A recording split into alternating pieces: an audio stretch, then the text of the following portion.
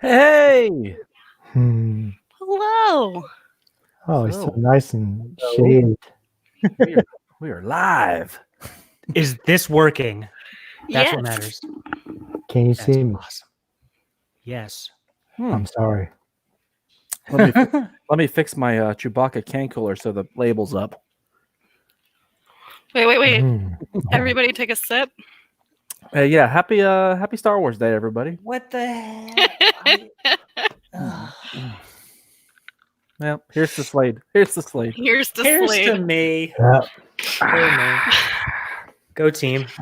I got did it. margarita Slade, so Oh, Why are we all wearing hats? What is this nonsense? I always wear hats. Thank you very much. That's just silliness. I have coronavirus hair, so Oh, Slade's gotta excellent. be- Yeah. same. So what's going on, guys? While we wait for our guest.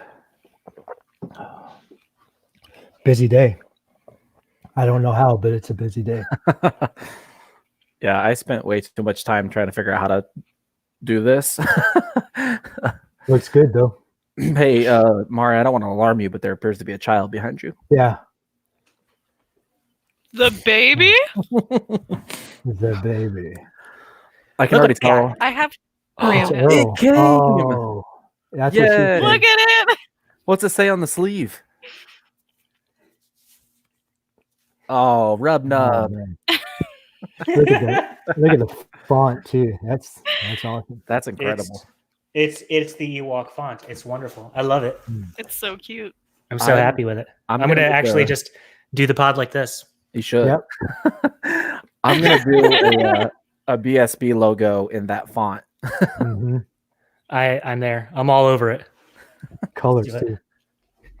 So what's up? Nothing's on? up. Yeah, Hello. I know, right? Just reveling in all the Star Wars posts today and all the fun with that. Clone should, Wars, we, huh? should we wait to get into Clone Wars after we talk to our guest? Well, What we is can do Star Clone Wars for 8 minutes That's true. until our guest comes on if you want. Yeah, sure. Go I for don't it. Holy know nothing Clone Wars, about that was Clone Wars. awesome. Good The- episode. The visual, like the animation, is just so good. It is. I mean, everything really. People keep, because a lot of people are posting about how awesome it is. So other people are like, "Oh man, I wanted to watch all the Clone Wars," and I keep telling people, you really just got to watch the last 4 episodes. I mean, it is a self-contained story. Especially one person, right? You've been telling one person. Well, mentioning names. But I was like, wait, I need to escape the camera frame, but I'm on my good camera, which has this huge range. I will say for anybody who has Disney Plus, they just updated the avatars to include Clone Wars Maul and Captain Rex if you want to get nuts. I changed Captain. mine as soon as you told me. You mean Rex, who tried to do very not nice things to somebody? Hey, Yeah. I'm not gonna. No spoilers. hey. Yeah, there's All the a spoilers. this is going to be spoiler heavy episode, so Yeah, I mean, it was fabulous. It just really was. It was such great entertainment. And if you take just those last 4 episodes, it's 20, 40, 60, 80, 95 minutes. So it's about a full feature length movie. And boom, that's perfect. it was so good. That scene or that shot where she's standing in front of all of the helmets on pikes. Yes. That was Well, they so spent the last cool. 5 minutes just with slow panning visuals. Yeah. Because it went from that scene to then Vader. And yeah.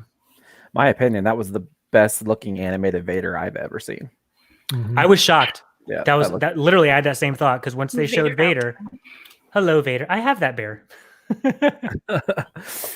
Once they do showed notice Vader, Vader. I was like, holy crap, that does not look like, early Clone Wars animation. They've upped their game so well in the last 7 years. Yeah, the cape alone looked real. And I was then being really able to see his focusing eye on- behind the lens. Oh yeah. Yeah, it was so solid. Mari's like, Yeah. I was playing Animal Crossing and it was good. Oh, I have that actually. I need to change into my Padme outfit for later. I like this idea. How about, Which how about the ship coming out of hyperspace when it came? Oh, and Oh, breaking yeah. apart. yeah. Awesome. Yeah, So, that was Everything pretty. was so good. That was sick when Maul was using the Force to destroy the hyperdrive. mhm. That was metal. That was awesome. There was so much Maul. It was crazy. I like how he just took off and then that was it too. Like left you to wonder, like, where, Peace. where'd he go? I thought maybe he would help them escape on that ship, but then he was like, "Nah, dog." No. So I like this aspect of the last 4 episodes because there was speculation always. Hey, and the whole season, when Order 66 happens, is Maul going to help her? Are they going to work together? Are the Bad Batch going to come up and help her? Is that what's going to rescue her? Is Rex going to resist something and that's what's going to help her? No, she did it all on her own. She just helped herself and she was the badass. She didn't need the help from everybody else. And I liked that fact. Yeah, her Force skills were crazy good. Yeah, crazy. Actually, that one particular scene where her and Rex were fighting, and she puts her sabers into the floor and uses the Force to cut it out. Yeah. Awesome. Maybe the Marissa's like, coolest I thing guess I've I ever need to seen. watch this thing. I should probably watch this. It was awesome. Like, they really made Ahsoka look like a grade A badass. Mhm. Mhm. Not partial at all wearing my Ahsoka shirt, but Coincidence there. oh, guys, I gotta tell you, So you go ahead. and I don't want to go talk ahead too much. I and don't want to post give it this. away. I feel like I'm going to give. I already I did. don't want to too much. Y'all got so time, excited. yeah, you've had 8 years to watch it. You know what I mean? Yeah, but that goes to say with some other franchises that someone else that's 10 years behind. Hey, but you're rapidly catching up. Rapidly. Nice. 5 in the morning catching up. Yeah, I woke up at like 8:30 and I saw your text come in. It said 5:20, and I was like, "Go to bed, man." So, Mari, what are you drinking up there? It's literally water right now. Nice. Oh, I Yeah. like it. Living dangerously, I see. What do you got, Dave? Water. Margarita. Oh, Yeah. Yep. Look at you. Pre-made already. Just buy the bottle and start drinking. Pow. Nothing wrong with that. Like that. All Should have right. gotten my What blood. about you, VP? It is seltzer water. What's up? All right, guys.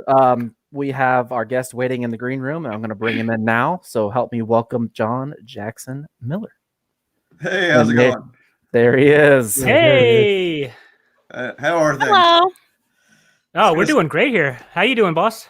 I'm doing all right. It's locked in the house behind the computer is exactly no different than it normally is for me.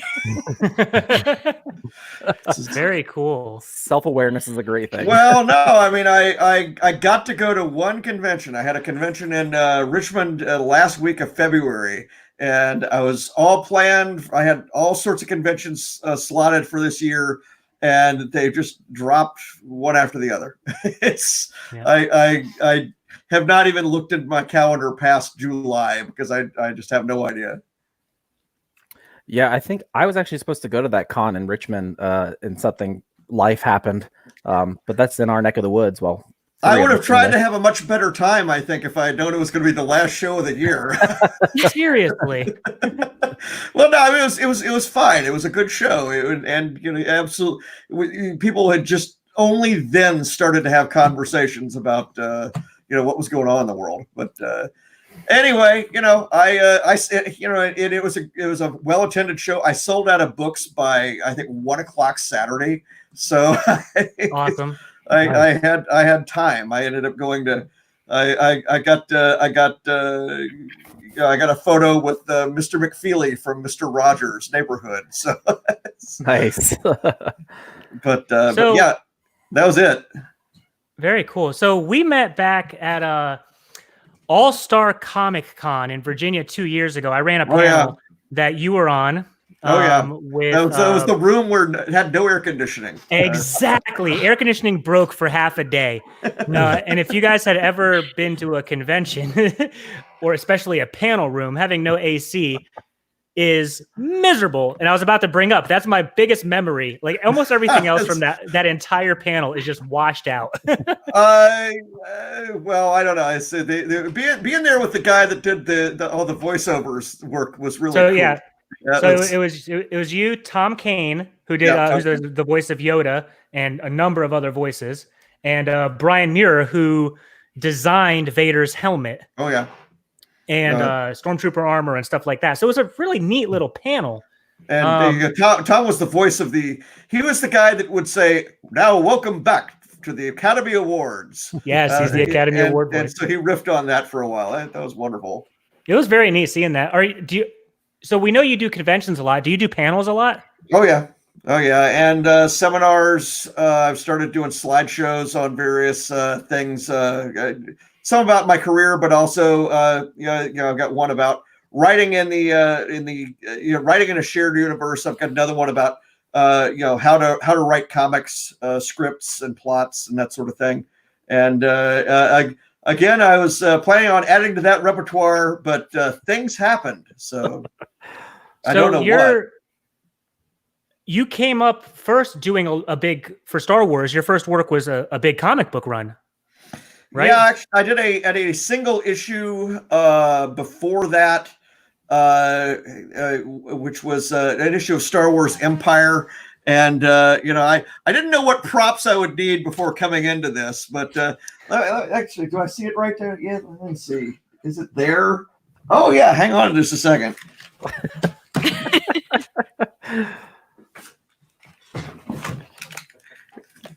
Helps to have everything in one place.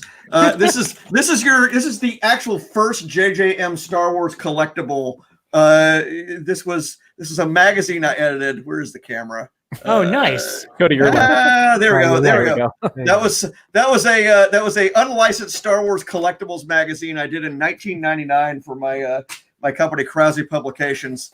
It trying to get in on that unauthorized Star Wars Phantom Menace action. I had done other, articles about Star Wars for the magazine. We had Comics Buyer's Guide and also Scry. That was our card game magazine. That was the first time I actually had my name on something that had Star Wars on the cover. And the prices in that price guide are completely invalid right now. So, we've only been chatting for 3 or 4 minutes now, and we already got 2 people coming in to comments on our YouTube channel, just talking about how, you're one of their favorite writers, best tie-in fiction writer in media. Love Knights of the Old Republic comics. So you got a really great fan base out there. Do you enjoy writing Star Trek more or Star Wars more? Well, you'll notice on my wall back here, I've got everything because I've got Galactica on one level. I got Star Trek is actually up to the left where you can't see it, or up to the right. Anyway, I have said before that it is,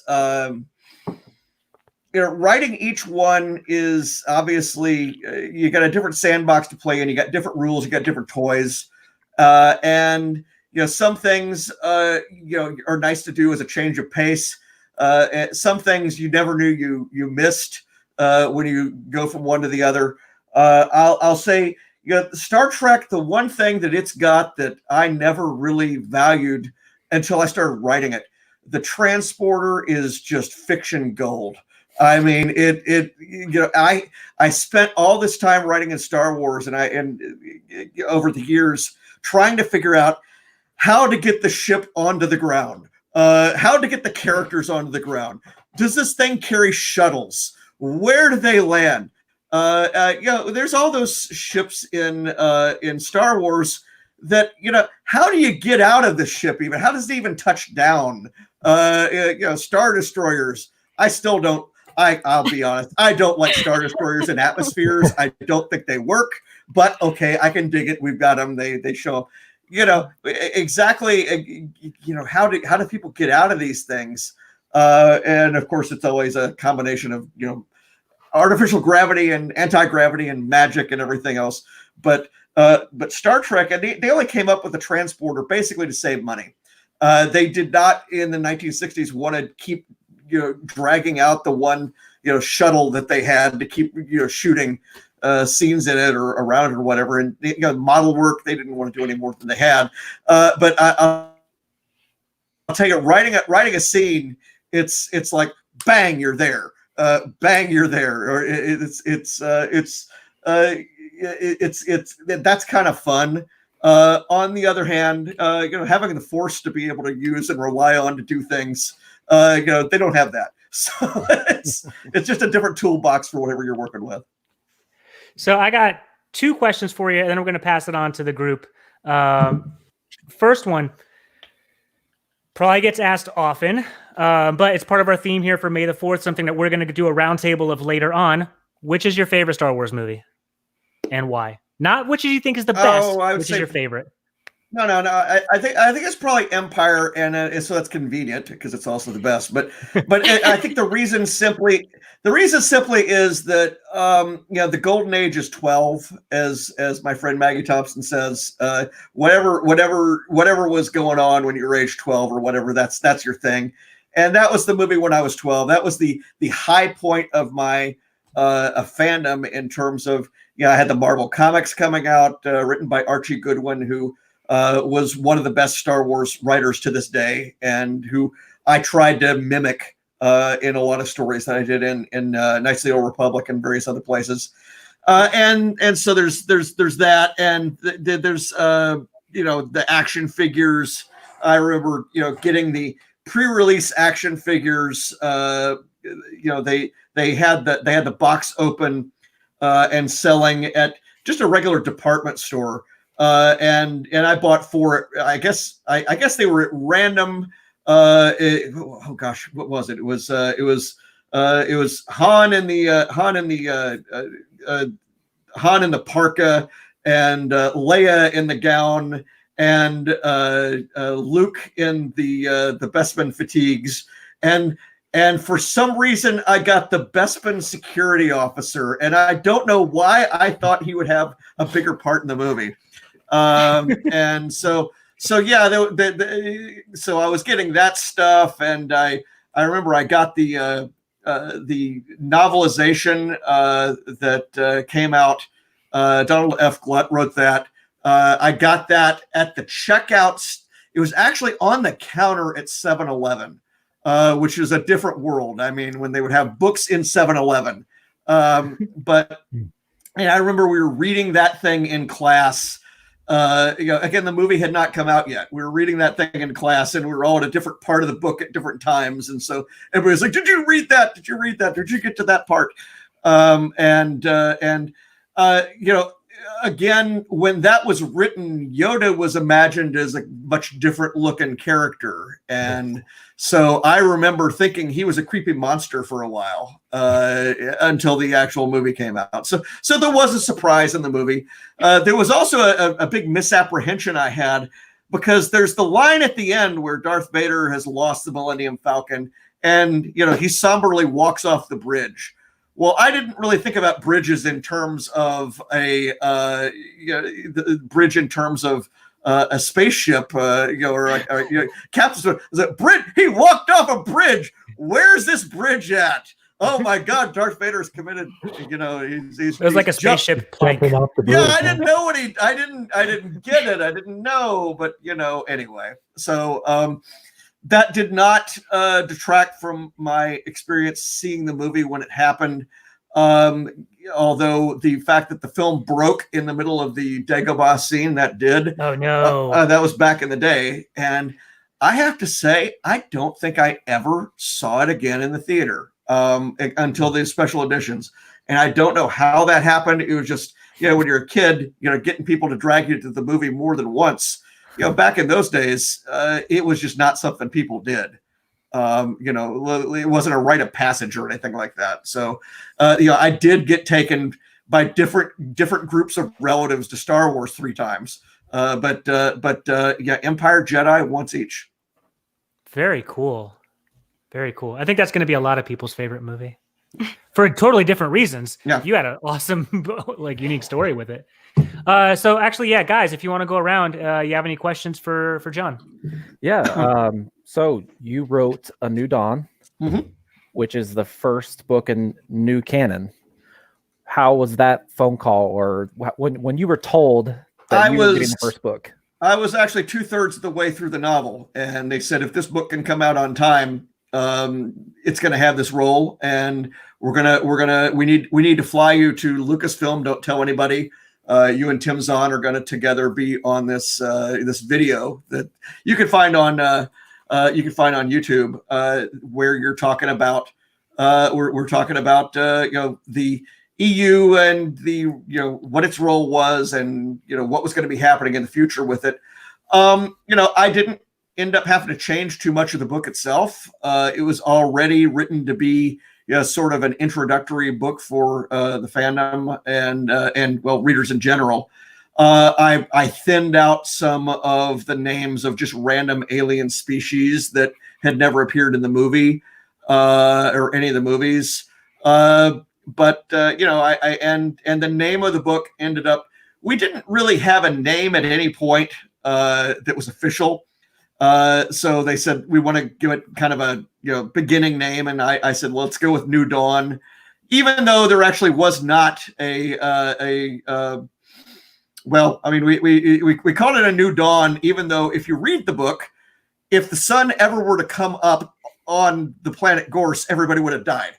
Because it was tidally locked to its sun, and the planet was perpetually in night, at least where people lived. So there was that. I will say I did have a name for it, a working title for it, back when it was just a Rebels novel, and it did not have the official title. I was calling it Loose Cannons. Because it was about, all the people that were in this group running around. They were all loose cannons. They were Kanan and Skelly and Zaluna and all these. They were just not reliable. This is not the group of rebels that Hera would go forward with. It's we end up changing it in part because, well, at the time we didn't know how Kanan was going to be pronounced. And so we were like, well, we really don't want it to be, Canon. Well, people thinking that. And then also, I think once we knew what was going to be happening here, having Loose Cannon in the title was probably not going to work out either way for that. But there is a nod to that title in the book because this element, this compound that they're trying to find, Kanan asks, what is it for at some point, and Hera explains, well, it's a lubricant. It helps to repair loose cannons on Star Destroyers, and so that artifact is still in the book. Oh wow! The more you know. When they announced the Kenobi series, what was the fan reaction towards you? The same as it was the last 37 times they had nearly announced a series. And, my response at that time, I was actually in an airplane on the tarmac about to leave for Detroit for Michigan Comic-Con, I think it was called. And that was last summer. And so I secretly turned back on my cellular Wi-Fi long enough to tweet, this keeps happening, and every time it happens, we sell a bunch more copies of the book. So here's a link to the book. So see if you could do it again. And that was I retweeted that. That was my whole announcement, and that's what I had to say about it. And then they rushed us into a panel, that Sunday morning on Kenobi. It was me and Claudia Gray, And because it wasn't on the schedule, we had one person at the panel because it was early Sunday morning, and who's going to be up on Sunday morning at a panel anyway? And of course, we didn't have anything we could say about it, and we didn't say much other than what we normally do. I mean, I did do a panel, on my experience with the character and at Salt Lake City Con, FanX Salt Lake, I think they call it, which was about a month later, and they actually had time to announce that one, and that room was full. But again, and my philosophy is more Kenobi is always good, and I described at the panel and also on Twitter what my approach to it was and why I wrote it the way I did it, and why my thinking was going into it that it's probably best if this guy doesn't leave the planet, because if he is constantly leaving the planet, this isn't much of a sentence to be served. If he's able to keep running around. But that's how I looked at it, and that's how I approached the book. That doesn't rule out that there could be other ways to do it, because there's certainly millions of different ways to tell the story. BP, you're muted.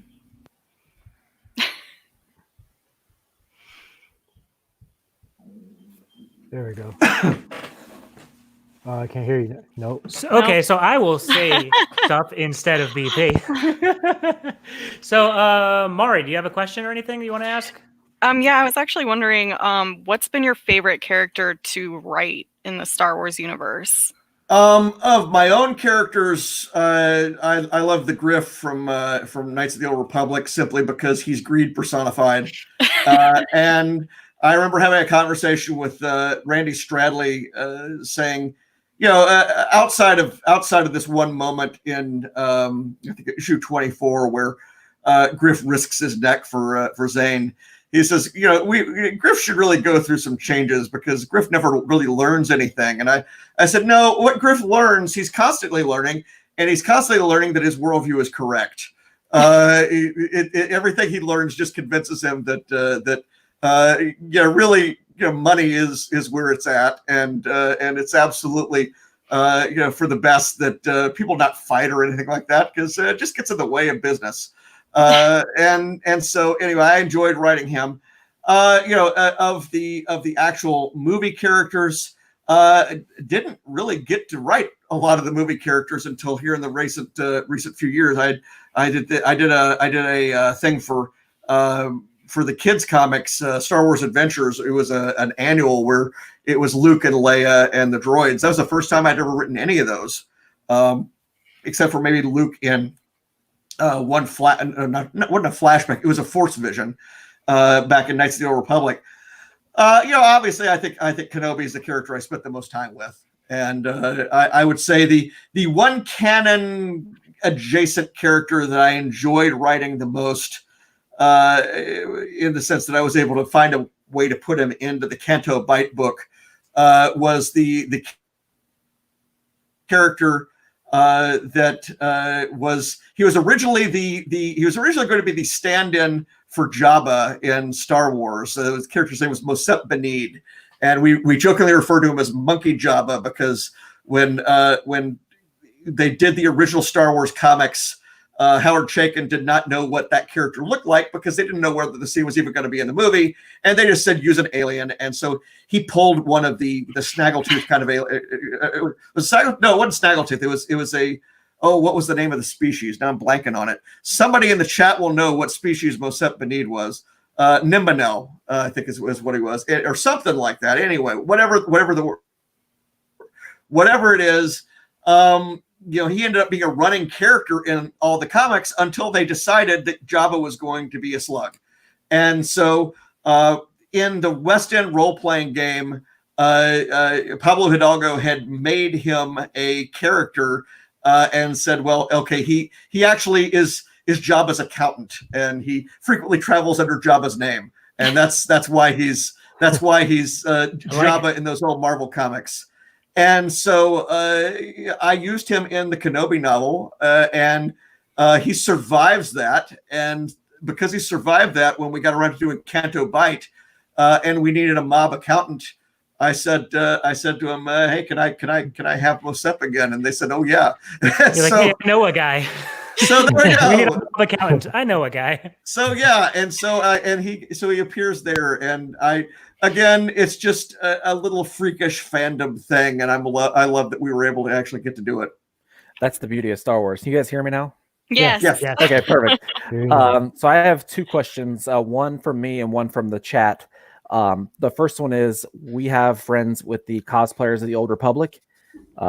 Ash wanted me to point out that you did the Old Republic comics, and Yep. he did an episode with us and basically gave us a complete rundown of the Old Republic, which was great.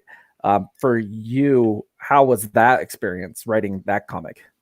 Well, Knights of the Old Republic was something where when we did it, they just told me to write what you want to write, and we'll figure out how it connects to the big games later. So what I did was I did my story, which really, if we wanted to do KOTOR again, the comic series, and set it before the Clone Wars, I'm sure that would work.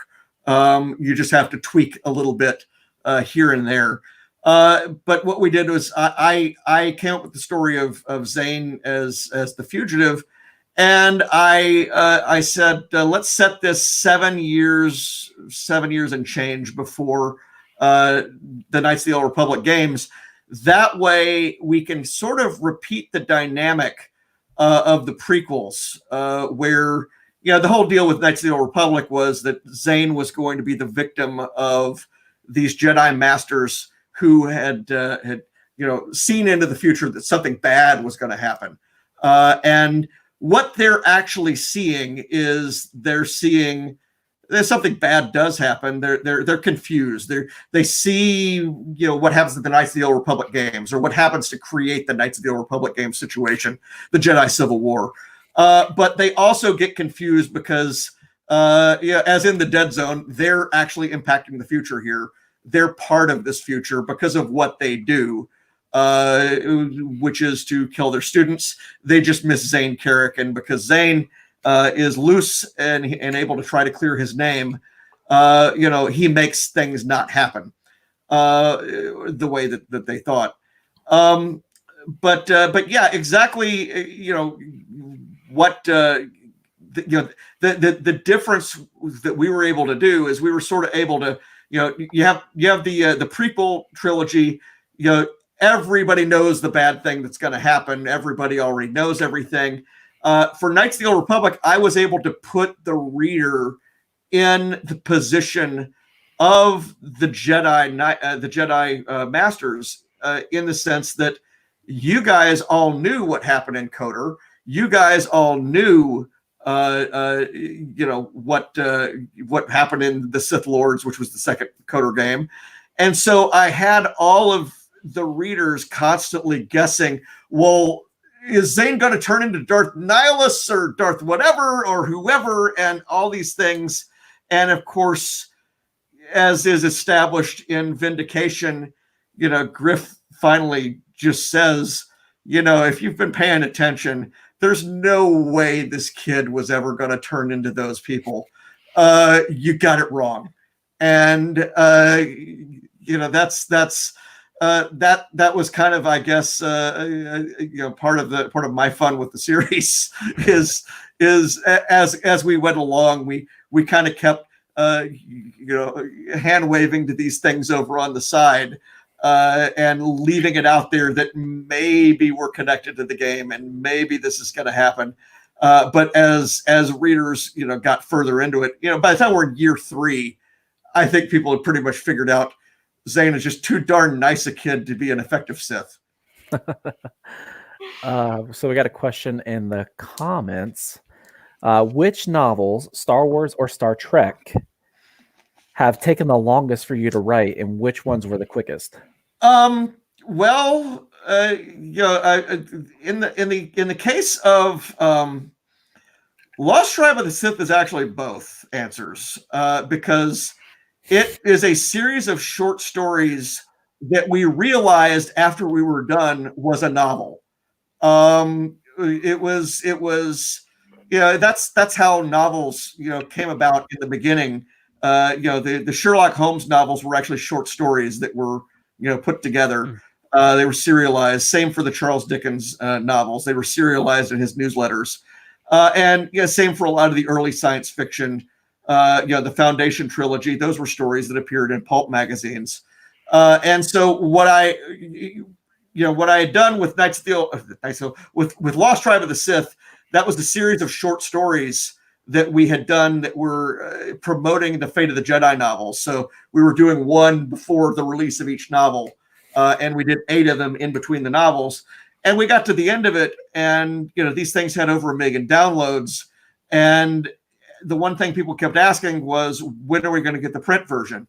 And that makes me very happy because I'm a print guy. I'm happy to write ebooks, but I love seeing this. And so I said, tell you what, I'll write with Del Rey, we agreed to this. I'll write a novella to finish it out that will be exclusive to the book. And we'll also put maps in there and it'll be great. And it's on its something like 14th or 15th printing right now. It is as a seller in my portfolio. It's right up there with Kenobi and New Dawn by now, just because it keeps on selling. And even though it's, people argue about canon or legends or whatever. Well, these guys were always off to the side. They're always off in their in a separate sort of area, not conflicting, not connecting with anything else. So it's easy to imagine them still existing. And so even though there's 7 volumes of or 7 printings of Lost Tribe of the Sith that don't say legends, and 8 printings that do. The 8th printing was the very first book that came out with the Legends logo on it. It sort of still fits. So that answers the question in the sense that was the fastest novel to write. In that, hey, I just wrote one novella and boom, it's a novel. But it was also the slowest to write because it took 3 years to get all those short stories done. More directly to answer that, the Prey trilogy I did for Star Trek, that was a trilogy for the 50th anniversary. And when we realized it was the 50th anniversary, they said, "Can you do the novels to come out sequentially in sequential months?" So in the Star Trek 50th anniversary year, they came out September, October, November, but I wrote them all at once, and so that took a while. From original plot to the finished page, that was a year and a half. And actually writing the novels, that was, I guess, 9 months. And it was brutal. I didn't write anything for about 9 months after that because it was so hard. I will say, though, it was everything I intended it to be, and was something where when you write a book, there's often you get to the end of it and you realize you should have done this differently, or there's a continuity error somewhere in it. There are no continuity errors in that thing at all, because I had all 3 books on my desk at the same time at different stages of proofreading. So, you get to book 3 and you're writing and you're still over here proofreading books 2 and book 1, and you're able to plant things in book 1, and you're able to make sure this guy who was an only child in book 1 doesn't suddenly have a brother in book 3. And so it's a heck of a way to do it. It was 1/3 of a million words, and I don't want to do that again all at once. But it is worth it, and it is one of my best reviewed things to date. And it's what's even better is volume 2 and 3, at least on Amazon, as it goes on, the ratings go up. So volume 3 is like a 4.9 star, and that never happens because usually you lose people along the way. I think we just picked up speed as we were going. That's so cool. Well, and people were realizing things that were planted in the earlier books. If they made it to book 3, they've read 1 and 2. Oh yeah. So that's when No, The Empire Strikes Back. I am your father. That's when that happens. I was so far out of time by that point that I was writing the third book that I was lucky that I use the expression "stuck the landing," which takes on a new significance involving the book that I have coming out next. But I remember we were so late. The joke was, because Star Trek Prey, Prey, but the joke was pray that it's on time. I was rushing because we didn't want to lose that monthly window during the anniversary, and I ended up the last half of the book I turned in daily, and you're not supposed to write novels that way. I was turning them in chapters at a time, and yet I got to the end, and it was like, wow, this is all. Everything's falling into place. There's that moment in every book where if you've done it right, it's like the dominoes are falling, bang, bang, bang, and it ended exactly the way I wanted it to, and I was delighted. I used the phrase "stuck the landing," and the reason I think that's amusing is I had to restrain myself. The novel I just wrote is a Star Trek novel still coming out July 14th, called Die Standing, and it involves from Discovery the Emperor from the Mirror Universe, played by Michelle Yeoh, Emperor Georgiou, and she's recruited as a member of Section 31, the spy agency, and she ends up in a situation, and we have revealed this already, where she encounters Emily Dax. Emily is one of the Dax symbiote characters. Emily had been introduced before. All we knew about her was that she existed in McCoy's part of the timeline, and that she was an Olympic gymnast. And so basically I dragged out every gymnast related expression I ever had in this book. And I just had to, when I got to the end of it, I had to do a global search on the book, making sure I didn't use "stuck the landing" more than once. Super cool. Okay, so I think we're going to just do one more fun question and then let you go. We told you half hour. It's been about a half hour. So of course, all the time, people have the debates, Star Wars, Star Trek, stuff like that. People have the, hey, who'd win in a fight, the Enterprise or a Star Destroyer arguments. I think, do you agree the Enterprise D would just wipe out an Enterprise quite easily? Enterprise D versus Enterprise? Enterprise D versus a Star Destroyer. I think versus Star Destroyer. Oh, wow. It'd be fun to write. The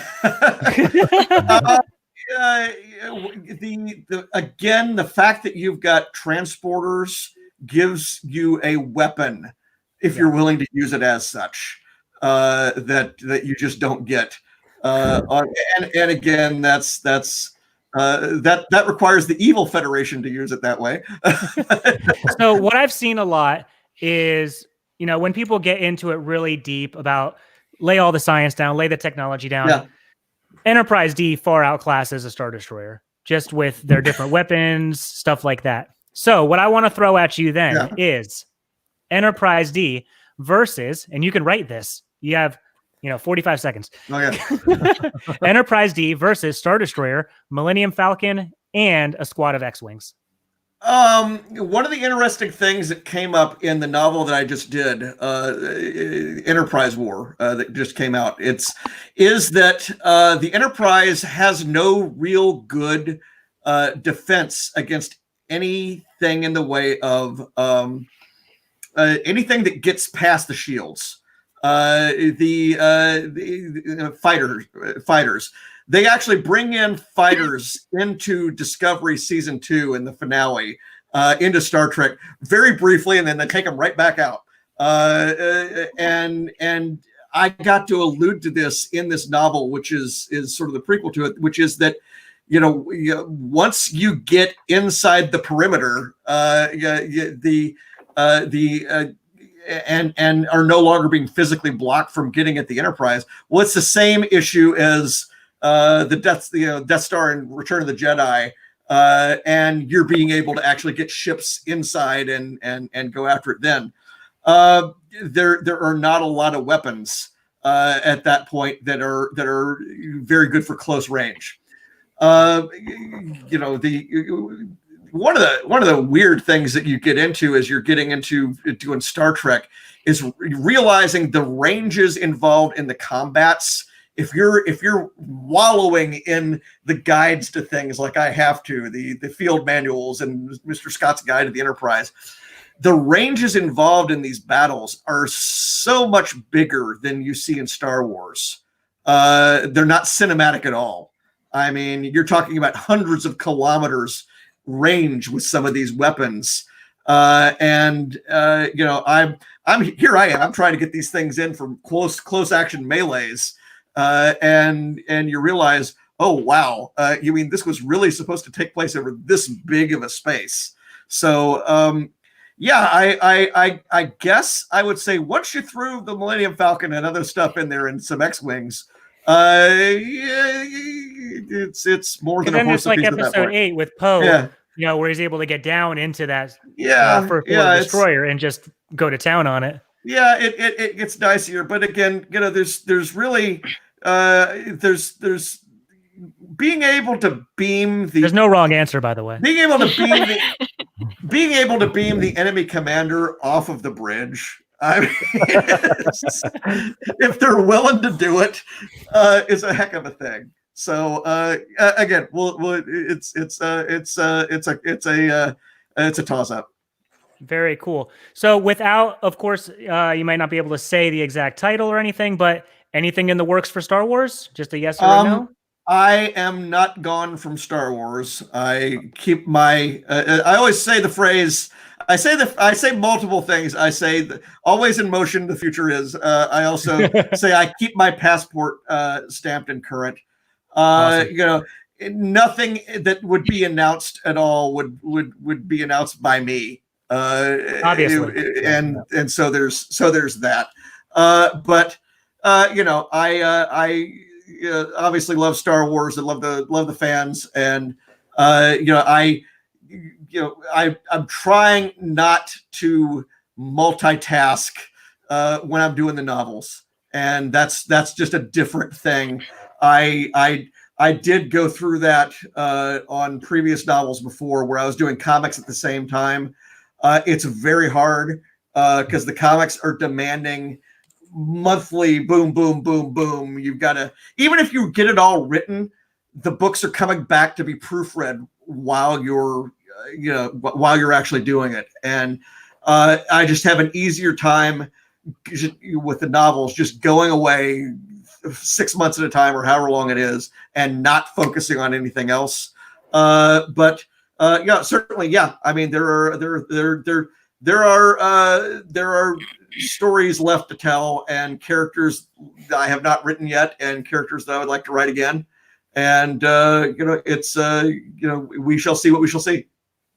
well, I think, speaking for me, speaking for everyone on Black Squadron and all the fans out there, we really hope to see you again soon in the Star Wars universe, because we really enjoy what you bring to the table. And to the book. I appreciate it, and as I've been saying these days, may the Force live long and prosper. Hey, thank you so much for stopping by. All right. Thanks, John. Thank you. Thank you, John. Thank you. All right. Well, that was fantastic. So thank you, John, for coming on. I love his books. Like New Dawn is such a fun read if you haven't checked it out. I was trying to read them in order, and then I was like, there's a lot. We have There's another a lot of guest coming on shortly. It'll be Joseph from Far, Far Away News. Dun, dun, dun. So he'll be on shortly. So what's you guys' favorite movie? We talked about this with John. Star Wars wise. My favorite, the one I've watched the most. No, that's not what I said. Well, that's because it's my favorite. Well, Return of the Skywalker could be your favorite now. I've only seen it twice. Not your fault. You got a lot more time with other movies. That's fair. A New Hope is probably my favorite movie. We got a. I don't know. Did you get the comment on here? Oh no, sorry. It's a private comment. Okay. John, before he jumped off, he left us a note to please mention his website at www.farawaypress.com and on Twitter at JJMFaraway. So make sure. So more than mention, I am going to post all about that. Where? I'll do it on Uncanny if you want to do it on Yeah. Black We'll post it Squadron. everywhere. Posted everywhere. All right, so Joseph is here. Joseph, our main man for Far, Far Away News. What's up, Joseph? Hey, how you doing? What's up, buddy? How are you? Nice helmet. Hey, doing good. Yeah. Doing good. This is a good transition because we just mentioned John Jackson Miller's website, which is Faraway Press. Oh. That's awesome. All right. Sorry, I'm trying to get everything on here. Hang with us, folks that are hanging with us here. So going around then, Mari, do you have a favorite? What I just asked. So we're just going to figure we'll go around the loop here and we'll end it up at the bottom. Mari, favorite Star Wars movie for May the 4th. Which one is it? It's New Hope, actually, because that's the one that I've seen the most, and I enjoyed putting that one on more than any of the other ones. It's a perfect movie. Mwah. I'm going to be in the minority here, and I'm going to say Empire Strikes Back. I think you would probably be in the majority for the general population of Star Wars fans. All right. Yeah. I just like how dark it is. I don't know. It's even darker than Return of the Jedi for me. It is dark. I really enjoy it. It's just I have such a connection to A New Hope that it probably just will stay my favorite forever. Just based off that. I went to tell you guys when I got muted, it's because I forgot these headphones have a mute button. and the table hit it, and I was like, "What is going on?" But now I know. So, Joseph, what's your favorite Star Wars movie for Star Wars Day? Oh man, I might be in the minority for this. Actually, The Rise of Skywalker. Awesome pick. I mean, I like it a lot. I love that movie. Yeah. I really love it. Yeah. Anything special stick out with it? Oh, I'd probably say just the overall connection of being able to like overcome yourself and not like rely on like really like your lineage. You can actually become something greater than what anyone else says you are or what blood says you are. Boom. 100%. So I guess before we go any further, we should tell the folks, you could tell the folks a little bit, Joseph, about Far, Far Away News. Yeah. So, so back in last year, 2019, in February, I was just like talking with my brother. He knows how much I love Star Wars. I always liked Star Wars my whole life, but I didn't really like have a passion for it until just like when the sequels came out. And I was kind of like debating between Lord of the Rings and like Star Wars for like the past few years. I was like, which one do I like more? I love Lord of the Rings. I would do it. I would like watch the movies like probably 20 times a year. I have this debate with myself every day. Yeah. Peter Jackson, he's amazing. He did a phenomenal job with that show. But I don't know. I just finally talked with my brother, and he was like, you know what? I work in IT. I can help you with building a website. He does like kind of the technical work, and I was like, I'm just going to start. I just taught myself like how to do and build a website, and it's been a uphill battle ever since, but I mean, it's been worth it. Yeah, you guys just had a relaunch, a redesign, right? Yeah, that took me about like 40 hours with a lot of technical difficulties, but I finally got most of it figured out. I work on the technical side too, so I understand completely how that goes. Yeah, but yeah, it's definitely been worth it to be able to like, especially I've gained so many friends just in the Star Wars fandom. I mean, yeah, I know people say there's like a negative side to it, but it's like there's a negative side to anything, and I Yeah. mean, you just have to look for the best of everything. I wanted to mention that I think we started this podcast roughly the same time you started your website. Oh, And really? you reached out to us pretty early into this, Sounds about right. and I totally forgot about it for like 2 months. And then I remembered it and went back to you, and we basically partnered up from Jump Street. So we recommend farfarawaynews.com for sure. Thank you. So actually, I found something today.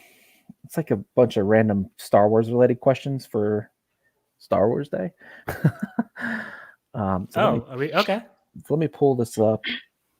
So while you're looking at that, just really quick, talking about when you were mentioning like the negative, I think one of my proudest moments as being a nerd fan of any fandom was at Star Wars Celebration. And BP, you were there with me, and True. there was, and I think you know the part I'm talking about. They're introducing the cast of Episode 9. And the loudest applause, the most sustained applause, all of it was not for Abrams. It wasn't for Daisy Ridley. It wasn't for any of them. Who was it, BP? Kelly Marie Tran. It was because of the, very publicized, stories of her getting Twitter abused. And Instagram, everything just attacked and assaulted for her role in Episode 8. And her quitting Twitter because of it and just having this horrible time with the fandom. To see the thousands of people there just bring up this Kelly, Kelly, Kelly chant, cheering. She started crying. Other people on stage is crying. I'm crying on BP's shoulder. We started Everyone's crying. I'm gonna cry awesome. now. Like the thought of that is gonna. It was make me intense. I remember seeing that panel on. It was a Rabbit at the time. It was a live stream, Mhm. and somebody was recording. And I even cheered. Hell, Yeah, it was I so know. cool. I mean, So yeah, you're right. Everybody started to buy all of her figures and stuff like that at that time to support her. Mhm. And they were filming it, buying it. Like they were buying like 20, 30 figures at a time. Yeah. For her. Some company sold a dozen roses as a set, which was brilliant. I've worked in arenas now for 10 years, and I can only remember 3 instances where the arena was louder in sports than it was for that moment with Kelly Marie Tran. So it was incredible. That was the best part of this fandom so far. Yeah. So yeah, there are definitely some negative people out there. There's some negative stuff, but I definitely think our love is what makes us stronger than all that crap. Mm-hmm. So yeah, I like focusing on that positive. Yeah, that's what we do. Yeah, I think that video actually today, exemplified that perfectly. The celebration video they did, Lucasfilm released. I mean, that got me to tears. Yeah, it was really sad seeing. I mean, you saw somebody that was posting all the time on Twitter and Instagram to just fading away to gone. Like, I've heard about that happening. I know a lot of people did that, but I've never seen actually happening to where hundreds of posts a day to 20 to 10 and saying goodbye. And that's pretty sad that's the way the community is about it, for no reason. I mean, it's the same thing with, the whole Jar Jar thing that, just uncalled for. If you got to focus your time of day, like on that, you just stop, do another fandom. You know what I'm saying? Yeah. Well, I don't understand why anybody spends their time. Yeah. Just to be, I don't get it. I can't understand it either. Like I understand. live your life that way, but like It's so weird. really? Yeah. Exhausting. Yeah, it's such a waste Yeah. of time. Yeah. I understand Netflix and the Okay, So let's get into the positive then. BP, what you got? So I found this list of questions. There's 16, but follows and stuff like. eight of them are terrible. So we'll just do 8. Okay. I mean, it's like, what's your favorite trilogy? I mean, we'll skip that one. Ewoks. Who do you guys think in all of Star Wars? We can even, if you want to do Extended Universe or Legends, feel free. Who is, in your opinion, the most underrated Star Wars character?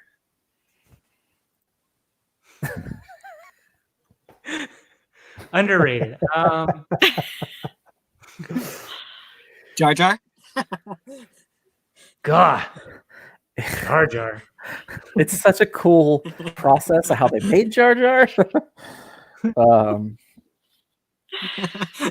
Underrated. Underrated. So we're talking about someone who made a big difference but didn't really get credit. Or near enough love on the internets. Like interwebs. Interwebs. Let's say for I still don't think Hera gets enough credit. Hera. Yeah. Yeah, I mean, that's fair. I don't run into a ton of Twitter accounts that are just for her, like I do with a lot of characters. Right. Yeah, that's, and frankly, for that matter, Kanan. I'm going to say the Space Slug in Empire. Yeah. All right. Yeah, that thing almost took down the Millennium Falcon, like pretty damn easily, too. And no one else can really do that. That's fair. They didn't even bother fighting it. They just left. Was there Minox inside of it? Yeah. There were. I don't know how. Think about that for a minute. That will. Joseph, what about you? Oh, me? Joseph. Oh, Joseph. Who do you have an underrated character in your opinion? We might have. He was having some. Oh, he's on mute. Oh. So yeah. I guess I'll go and I'll say Snap Wexley. Ooh, good pick. Very good. Very good. Big Snap. Yep. He tweeted at us today. Happy May the 4th. So yep. Just a good dude. All right. Saddest death in Star Wars. Oh, geez. Oh man. For me, it was Han.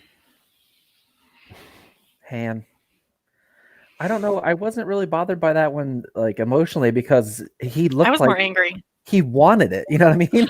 he looked like he was just like, just do it. Some assholes spoiled it for me. So, was it a Jeep Cherokee? Oh man, I was so pissed.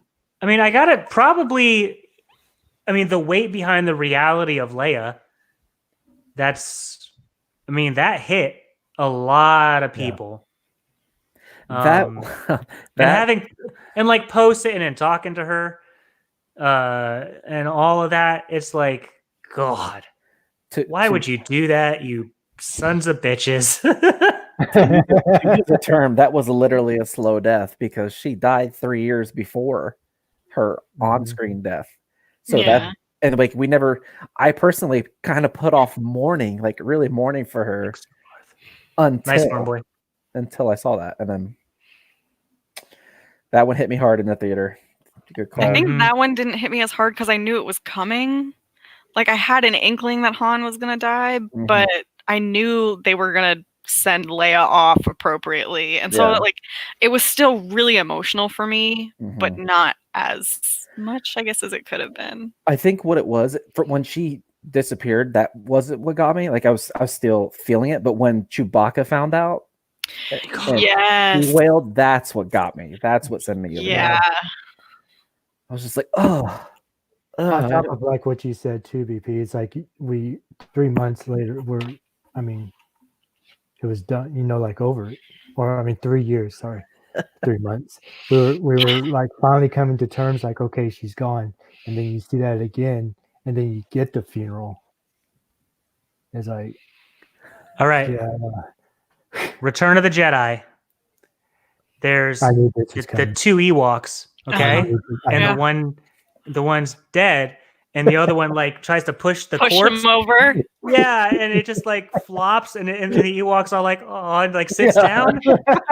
God, Stand a little come up. on. Can you sit up a little bit? Oh man, Can that's yeah, there you go. Yeah. I'll just stay like this so you can sit Yeah. on it. That's To easier. There you go. to quote the kids, that one slapped. That one was hard to watch. That's a good death. It was a good death. That It's a was warrior's death. Qui-Gon's is pretty hardcore. Also, Yeah, for too. saddest. Well, I guess that was. Yeah. Yeah, for Obi-Wan, when Obi-Wan was holding him. Mhm. Again, that And was the Ewan rub- McGregor's. The That rub of which- the face. I think more with Ewan McGregor or with Obi-Wan than any other character, they bring back this idea of imagery. So the way he's holding Qui-Gon, you know, and we saw this in that video with Sam. That's the same way he was holding what's her name in Clone Wars, and it was the same way he's holding Maul. Yes. So they keep doing this callbacks, and it's really gorgeous. All right, let's see here. Let's go softball. Favorite lightsaber color? Just rapid fire, Slade. Green. No, I was waiting. I know what Mari's doing. Yeah. Amherst. It's not purple. It's Amherst. Nerd. I'll go blue for me. Just boring old ass blue. I'm gonna go with red. I just fucking love it. I'm gonna like be the first light side user to use a red saber. I have one of those too. Hi, dog. Okay, so I think Mari's got to jump here soon. Mine goes from blue Oh, Ooh, to red. ooh. dang, you've got me beat. Oh, he uses his emotion and his anger. Yeah, I'm All gonna right. head out here. Let me go get my 80s. My 80s one I have back here somewhere. All right, so last Swamp and it pops out with a last flashlight on the bottom. last question for the group for Mari. Who would you choose if you could choose as a Padawan? Who would be your Jedi Master? Windu. Because of his saber? I want him to just call me. No, I want him to call me a motherfucker the entire time. That part Can you of get my lightsaber, the one that says motherfucker on it? you know. French, but Yeah. It's not. He doesn't even use your real name. He just calls you that for. yeah, this is my Padawan motherfucker. Oh I'm man. tired of these motherfucking So shits. many times. Motherfucking ships. This is definitely turning into a Sam Jackson. All right, so Slade, I can already tell you is going to be Obi-Wan. Yeah. And David, I'm going to guess Yoda. Dooku. Qui-Gon. Qui-Gon. Yeah, I can see that. I'm going to go Kit Fisto for myself. All right. Nice. All right. Yep. Mr. I might go Smile. Ayla, actually. There you go. I would stick away from her. She gets shot to hell. Yeah, but she has a good 10 years. You guys can be chilling. Oh, okay. I thought you were going Unloaded on. Right? somewhere else with that. What did we say the last time? Like they were even panning off of the scene and she was They still just getting watch her get punched. He's like, they're laser bolts. It's fine. Unlimited. Oh man. All right. Mari, thanks. Wait, for, are you sure she's dead? they come back in a week. And Shoot her one more time. Hmm. Awesome. Thanks for having me on, guys. Yeah. all right, see you, Mark. I'm See you, later. See ya. Bum, bum. Whoa. Whoa. Well, Wait. it is weird. Wait. See Hey. if I can fix that. There we go. There we go. I mean, That works. It's a lot of BP. Hope you guys enjoy this in the comments. All right. That's what I'm here for. Sorry, there's some comments I haven't been catching up on, so let's just post one up here real quick. Qui-Gon is such an underrated character, and I loved it exactly. I've been preaching this to Slade now for well over a year and a half, and he's coming along. I loved him in that book. The book was so good. That Oh. the quote of he turns to the light because it's the light. That's my quote now. He'd rather follow the living force. Yeah, we're right with you. Yep. Travi, is that what it says? Travi? Yep. Travi? Right there with you, brother. Yeah, I think Kit Fisto would be a really good, really fun He'd just smile at you. And Jedi Master. Maybe I could learn to swim. We had a Star Wars RPG where Mar led us to our death in 10 feet of water. So, so I got to make fun of her really quick because she's not here. One of the force powers that she said her character could do, was make these force bubbles, which lets people breathe underwater. So I was like, cool. I'm going to throw them a water obstacle. She can give them water bubbles over their heads so they can go swimming. And she's just like, fuck them, leave them. I'm going to go through the thing and leave them over there where everything's going to collapse and kill them. I'm like, you might want to go back for them or something. I'm literally the only non-force sensitive person in the game and just pieces out. My specialty was throwing my saber at people's heads. And it hit the wrong part of the saber hitting him. Right. We all died. It literally lasted a week. Oh man. Thanks for all the work though, Slade. 2 weeks of work. Yeah, it was a great one session, let me tell you. All right, so let's do you guys can choose, let's say not Obi-Wan and not Yoda. Favorite character from the original trilogy, prequel, sequel? Leia. I mean, she's in it for 7 seconds. It's a baby Leia. The baby, the infant. Yeah, she's in all 3. Perfect. Let's see. Original trilogy. It's got to be Han for me. Okay, so one from each is what we're asking? Yeah. No Obi-Wan, no Yoda. Yeah. Okay. I mean, really, Luke, Leia, Chewbacca, Han are a given, right? So I guess let's say secondary characters. Who's your favorite secondary character? Is Vader secondary? No. I mean, in the grand scheme of things, no. But in terms of the screen time, probably, right? For the middle trilogy, I'd say. Yeah. Tarkin for me. Tarkin's a good one. Yeah, well, I love that book. If you guys haven't read Tarkin, absolutely do that. It's so good. I didn't expect him to be as physical in the book. Yeah. Yeah, and he has that. I considered him more of a cerebral character, but no, he's good at survival. I have the one-shot Tarkin somewhere behind me here, the comic, and there's a one point where he just takes his shirt off to beat the hell out of somebody. He's ripped and covered in scars. So yeah, Tarkin, that's a good choice. That book is so good. God, I know I just said that, but it's so good. So let's do prequels. So prequels, I'll say Amidala. Damn it. You can say it too. All right, Padme. I'll say Padme. Padme. You say Padme, I say Amidala. And I'll say Sabe. Sabe. OG trilogy. I'm trying to get someone that spans more than one movie. Maybe Lando? What do we have here? Yeah, hey. It's because he's such a smooth motherfucker. Everything you've heard about me is true. But you said all 3, didn't you? No. Well, like Tarkin wasn't in all 3. Yeah. Well, he was. That's true. He was here. Okay. He was.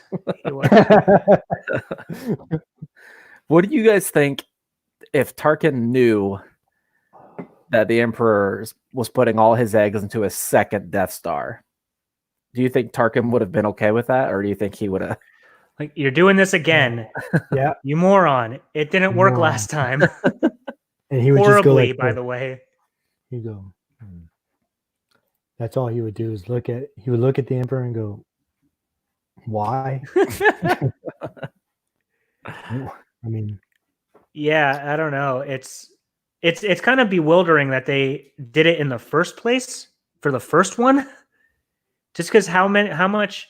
So like when you read the Thrawn trilogy, the new one, it's ridiculous how much resources have to go into building a Death Star, of course. So what that means they had to do, though, was they had to take that from every other program, from everything else in the military. They couldn't build ships. They couldn't build Star Destroyers. They couldn't build bases. They couldn't do all this stuff because they had this one secret project, which is a Lego in the side of your house. Whatever was going on back over there. So they couldn't do it because of all that stuff. And it's like, well, what? Yeah, you can blow up a planet, but what's okay? I mean, it was just not a smart idea. It really was a terrible military strategy. I mean, shit, just have the giant gun and you don't need the rest of the station. If all you're looking to do is blow up a something. Yeah, I mean, that's what they did in the Rise of Skywalker, right? They put that cannon on a couple Star Destroyers. So have a big gun with a hyperdrive on it. You're good. Boom. Boom. That's your next tattoo. Travi in the comments said Dooku, and then Jabba and Tarkin, and then Snoke. So do we leave the?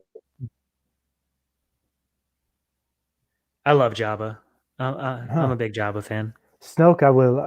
Man, I just wish we got more. I love Jabba's. Do you guys hope we get more about Snoke later? I think we got everything we need to get once they told us that he was essentially just a clone or a creation of a piece of a clone. Like he wasn't a full Palpatine. He was just nobody wonders why he had a mullet and. It was just the times, man. everybody had mullets back then. I mean, Rat was big and Motley Crue, and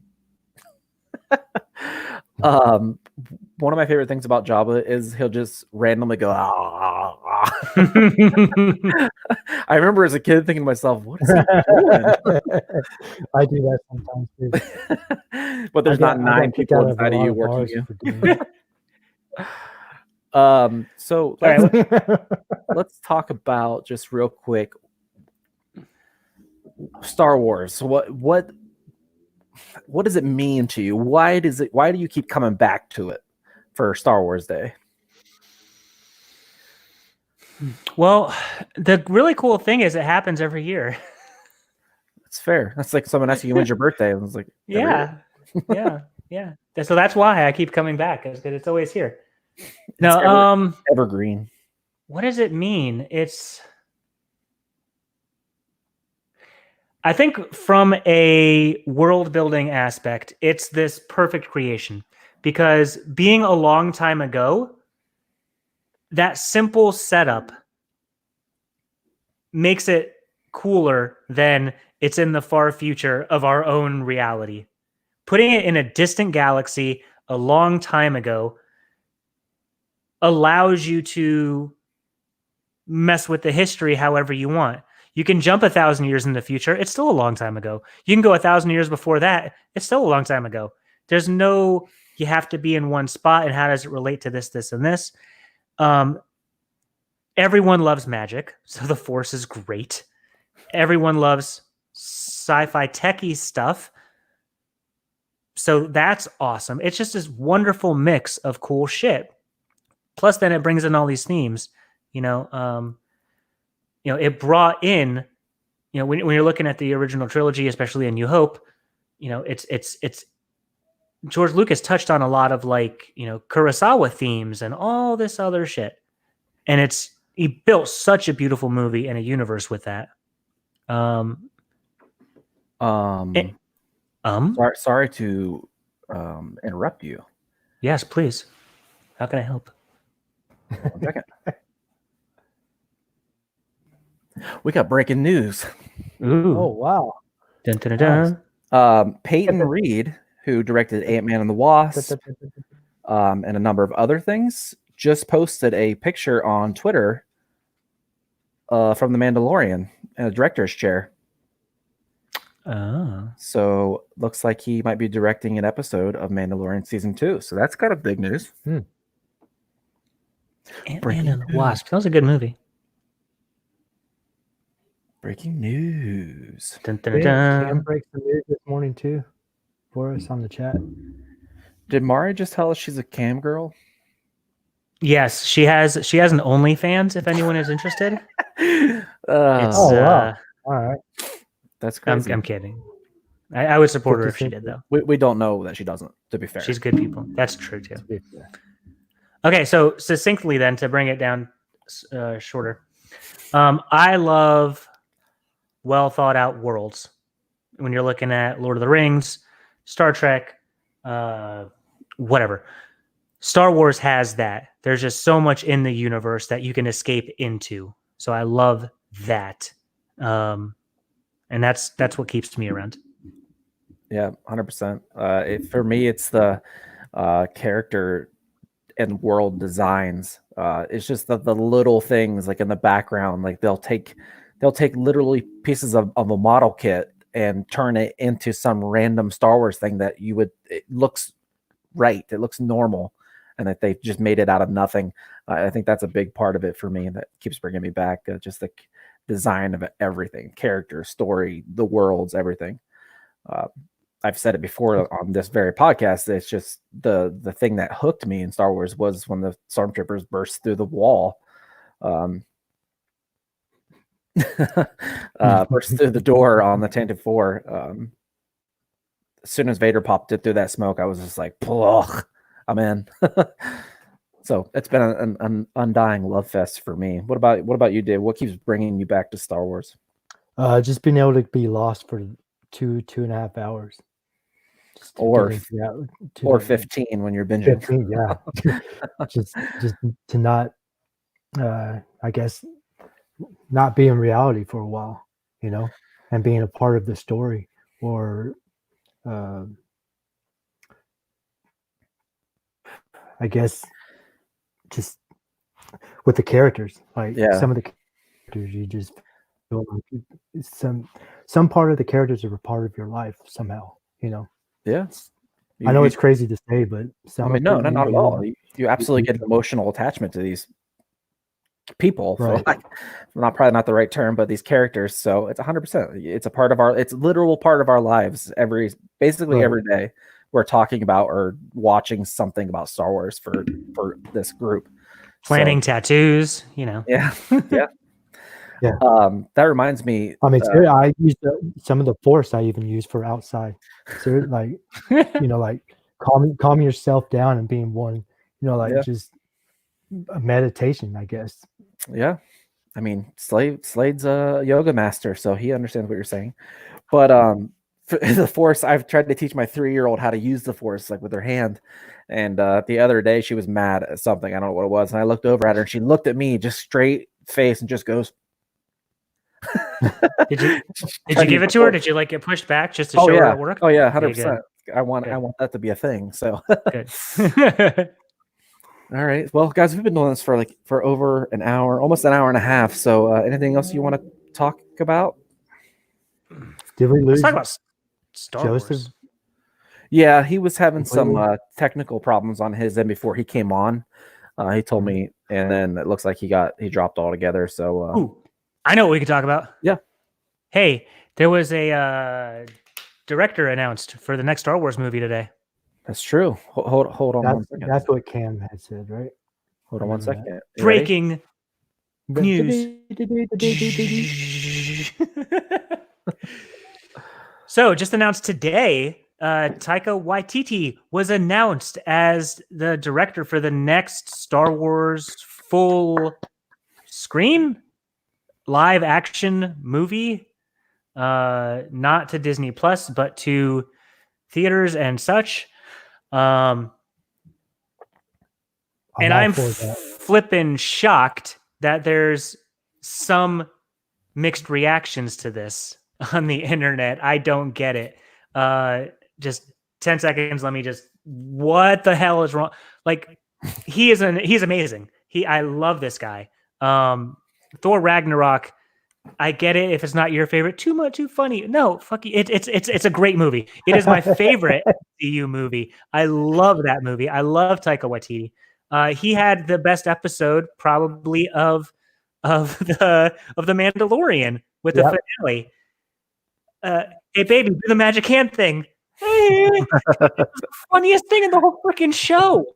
And it wasn't out of place. It was just a part of the show, and it was awesome. I'm so beyond excited to have him in there. I'm so excited that when we were thinking about questions during our Star Wars May the 4th be with all of us live stream, one of the questions I was going to ask is, hey, pick a director to pick, or what director would you choose, and for what movie would be your next Star Wars movie or trilogy or whatever? And Taika Waititi would have been my dream director pick for the next Star Wars movie. So he was announced. I'm excited. I love you, dude. Let's, you focus on me now, right when I'm done talking. Piss off, Ghost. Piss off, Ghost.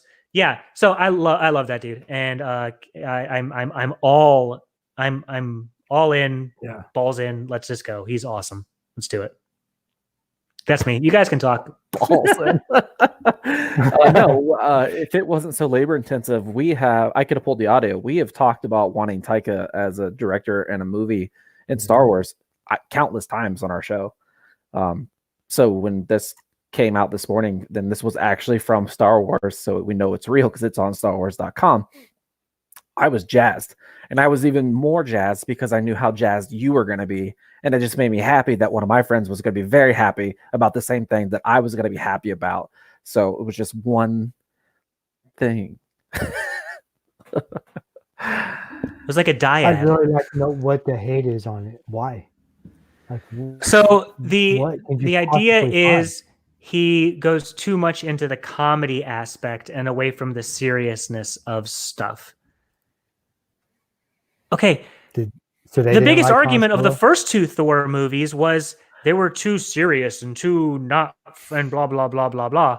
So then they bring in a freaking comedic genius who also hits the notes of the drama, of the action, of all of it. And yeah, if you didn't like Thor Ragnarok, you're fucking wrong. Yeah, I mean, that's simple. You know, a lot of people can say you can have a difference of opinion with this or with that. Oh, maybe you liked this movie. Maybe you didn't like this movie. Maybe you liked The Last Jedi. I really didn't like The Last Jedi. We can all have opinions. No, with Thor Ragnarok, you're fucking wrong. That movie was perfect. just move on from Marvel, Star Wars, everything, right? Yeah. So that's the normal thing with him is people say he goes too much into funny, and you have to have that though. Yeah. I mean, that's in every Star Wars movie. They make it a point to have that, the beats of making you laugh, so then you can cry, so then you can see the seriousness. You can't just be a deadpan drama the whole way. That's not a real universe. That's not how it works. And it's not like belly laughing either. It's like sarcastically like freaking piss off, Ghost. That's a good segue. Let's what was your favorite funny moment from Star Wars? For example, one of my favorites, and apparently I'm in the minority here, is when Poe is in his X-wing by himself in front of the entire the First Order fleet, and he's holding for general hugs. Kills me. I was just thinking, well, sure as hell isn't when Poe is out in front holding for general hugs. I just love Poe. That character is so much fun. Slade, go ahead, because I got to think about it. I think my was it Yoda from Empire Strikes Back when he first meets Luke? Yoda's funny. When he sings the Seagulls song, it's even funnier. I think they moved that to Legends. Oh, is it? Damn it. I mean, and that's the thing, though. There's and something that David just mentioned, too, about the way Taika Waititi does stuff. It's not these segues into a whole slapstick humor thing that goes on for 10 minutes. It's as the scene is going on, there's one comedic thing thrown out there so you can move on, and it just sets the stage for everything. That's the way a lot of Star Wars humor is, like with in episode 2, where Anakin says he came to rescue him, and Obi-Wan says, "Oh, good job." Stuff like that. It's funny, but there's nothing that's going to make me fall out of my chair laughing. Which that reminds me, Yoda doing acrobatics, fighting Count Dooku was the funniest damn thing I've seen in Star Wars ever.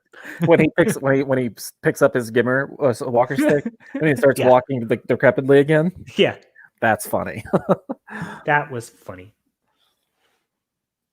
I mean, David, what about you?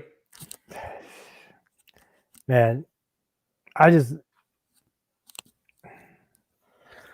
I go Mandalorian Sure. I think it's Star Wars. with the speed bike? Come on. The speeder bike guys. Punching the Speeder baby. bike. Yes. That was very well thought. I mean, how many times have we always thought, what do they really think about when they're out there not doing anything? They're standing there or like guarding something. And they did that. That's awesome. Yeah, that bit where they were trying to shoot the can and missing horribly. I appreciated that. Yeah. I mean, and punching the baby, I understand people were pissed and how can you punch it, Bill? Come on. I mean, come on. I think I said this one on the pod when we had this episode. So I'm watching this with my son, who's he was 11 at the time, and I'm laughing hysterically, and he is just like, "Stop! It's not funny." And I'm like, "Are you kidding me? This is the funniest thing I've seen in months." He's like, "But they're punching him," and I'm like, "I know." And he has the giant eyes. It's probably going fist right in the eyeball. I don't know. It was something about it. I pictured every time he raised his hand to try to use the force or something, they would punch him. So he had to start over again. I mean, the Mandalorian in itself has got a lot of comedic moments. I mean, the IG-11 always wanting to self-destruct. always wanting to self-destruct. Like at the moment anything didn't go his way, it could be trivial. He's like, "Bah, self-destruct." That's funny. And then Grief Karga had a lot of funny bits. Yep. I mean, the magic hand thing, that's all-time funny for Star Wars. Can we put the Naboo theme with Padme and Anakin as the funniest? The rolling around in the grass. Well, yeah. Can we put their acting as one of the funniest? What's that song? It's probably from Monty Python. Put the Monty Python song in the background of that rolling in the field scene. Actually be really funny. So yeah, okay. Definitive answer for me is baby do the magic hand thing. That's my favorite funny moment in Star Wars. That really is funny. That's so good. That's pretty funny. So good. All right, what else do you guys want to talk about? You guys want to keep going? You want to hang up? Let's keep going. I mean, I'm done. Keep going? All right. Are you guys okay? I got nothing else to do. I mean, the sun's going to go down and it's going to be dark where I'm sitting because I didn't prepare a light. So that's so we got a comment in Ooh. our comments. Oh, let me pull it up. So All right. R2D2 and C3PO bickering like old married couple throughout this whole Skywalker saga, and also in Clone Wars and Rebels. And we really don't know what R2 is saying. He could have had like the foulest mouth ever too. That actually Did you ever see the dub? Yeah. This actually reminds me of, it's not in a Star Wars movie or a show, it's in a comics, in the Poe Dameron comic. I want to say it's in volume 4 somewhere, where they're talking to BB-8. And he gives the thumbs up thing with the lighter. And the two, I think it's Jess Pava and another fighter, I can't remember the name. They start walking away and they're like, "Are we sure that means what we think it means?" And now every time I see him do that in Force Awakens, I'm like, he's totally flipping Finn off. Yeah. But yeah, R2. Another good one was from Jump Street, or like that. What was it? The droid from Rebels and Chopper. Yeah, that's pretty good. See, that's kind of humor I like in Star Wars. A lot of the droids throughout one-liners. Throughout the whole thing, the droids are hilarious. I mean, even you got Dio, you got BB-8, R2 and 3PO. R2 and 3PO, I mean, they started the humor thing. They were the funny in Episode 4. I mean, there was a couple parts with like, okay, Han and Chewie when they're running down, and they're stormtroopers. Then they run back the other way. Classic old bit, but it's 1978 or whatever. They get away with it then. Yeah, but it's funny. But just remember them on Tatooine. R2 and 3PO, and just like the comment said, it's a really good humor there. It's good stuff. Yes. We're live, guys. So yeah, whatever. Sorry. I'm trying to think if there was some moments with Chopper that were really funny, and I just can't. That was Dave Filoni, right? It was him voicing it, and he was the voice of this latest droid in the Clone Wars. I can't remember the name of it off the top of my head. Speaking of Clone Wars, let's just jump all over the place here while we're here. Yeah. They kind of just glossed over it pretty quickly, but the droid that was the most helpful to Ahsoka got shot in the head. Yeah. Dude. Yeah. Or it was 7. Yep. Yeah, I mentioned it at the top of the show, but that scene where she puts her sabers in the floor and uses the Force to cut that circle, that was so cool. I don't know about you guys, but this last 4 episodes, after each one, I was so moved isn't the right word, but I stared at the credits for like a good 5 minutes after each episode, just like in awe, I think might be a better term. But yeah, this last arc was so good. I really want this to have the option to just watch these consecutively without the interruption. That'd be really cool. And like Slay said, the time linked. I mean, yeah, it is kind of a movie. Yeah. Time linked, So good. Did you guys ever play the Knights of the Old Republic games? I played the first one. They have fun droids in there too. Star Wars and droids, man, they're hand in hand. Yeah. But go ahead. Oh no, I was just gonna go back to the animation on the last. I mean, this last season was I'm serious, award winning for me. Something.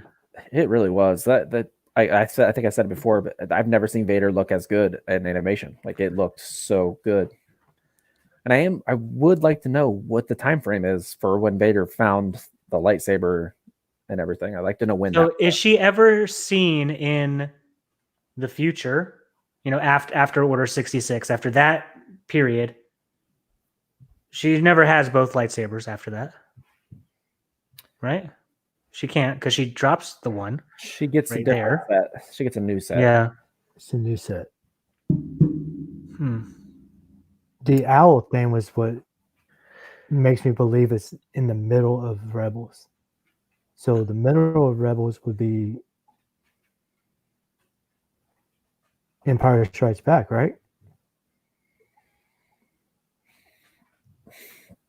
I mean, based off the troopers we saw, that would make sense. We saw the snow troopers and the. But that's the thing with the snowtroopers. They could have been around in A New Hope time. We just didn't go to a snow planet. It's true. True. They might have had scout troopers in camo. We just didn't go to that type of planet. We went to a desert planet and a Death Star. So they could have been around.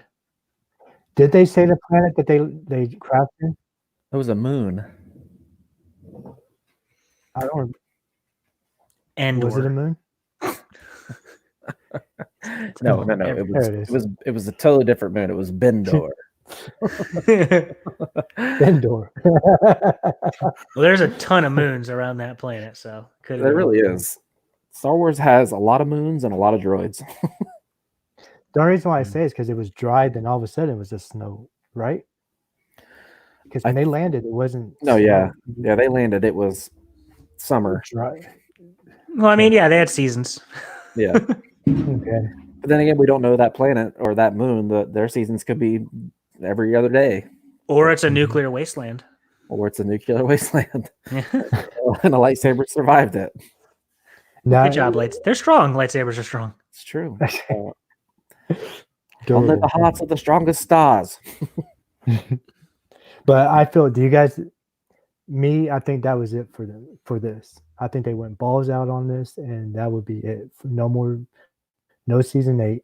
I know a lot of people are calling No. for, but they went out perfectly. I think. Well, that's why I keep hearing people talk about how they want more Clone Wars. That's literally the end of the Clone Wars. Yeah, Right. they can't do anymore. If it's the Clone Wars, well, now the Clone Wars are done. Order 66 happens. There is no more Jedi, or there are no more Jedi. There is no more Trade Federation. You can't have, if there's no Trade Federation and no Republic, there's no Clone Wars happening. Anakin wiped out, well, both of them. But I know everybody wants the in between and the Well, I mean, there was that rumor that there's going to be another animated show, a Rebels sequel, which honestly, I don't even care what this story is. I just want more of something. right. Star Wars gluttonous over here. Mm-hmm. So yeah, I think that's probably good for tonight. Just so, if case anybody's watching this who doesn't or hasn't listened to our podcast yet, please, I put some links in our section here down below. Check that out. Follow us on Twitter. We do giveaways all the time. We're very active. If you guys are looking for other Star Wars things to do, we have a lot of Star Wars fans. So we can always recommend podcasts. We can recommend movies. I think Slade, that was a great question for John. Who would win the battle between the Enterprise and basically the Star Wars fleet you named? So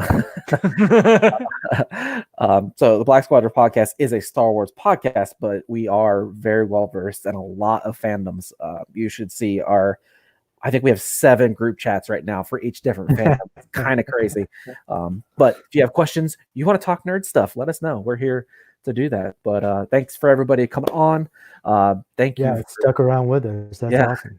Cool. Thank you to John Jackson Miller for coming on. I mean, that was kind of a late pull that Slade was able to put together for us. So thank you, Slade. Thanks, Slade. Joseph, sorry that you weren't able to stay on long enough. But yeah, definitely check out Far Far Away News. I guess what I was getting at there was we kind of linked up early on in this whole thing. They made us an affiliate very early. So they believed in us from Jump Street too. So their website just got redesigned. They got a lot of good stories. They have a pretty cool staff. So check them out too. Far Far Away News on Twitter and then Facebook. Not Facebook, maybe Facebook. I don't know. I don't really use it. And farfaraway.com. But definitely check us out. And fellas, thank you. Thanks for coming. Well, and while you're doing that, we mentioned it earlier. And as you said, a special thanks to our guest, John Jackson Miller, who came in. But do check out his website also, which is farawaypress.com. And you can find him on Twitter, which is posted right there. Yeah. You can see it. Now it's going down. JJM Faraway. And guys, I wanted to do a special thank you to everyone who did join us for the live chat and was chatting in the comments. We tried to read those, interact with you guys as much as we could. So thank you so much for your input and joining in on the conversation of being a nerd. You nerds. All right, guys. Well, happy Star Wars Day. May the 4th be with you. And spoiler alert, we might come back again and do this tomorrow for a special day. And then again on the Revenge of the 6th. Who knows? But yeah. Hey, say May the 4th be with you again. May the 4th be with you. See ya.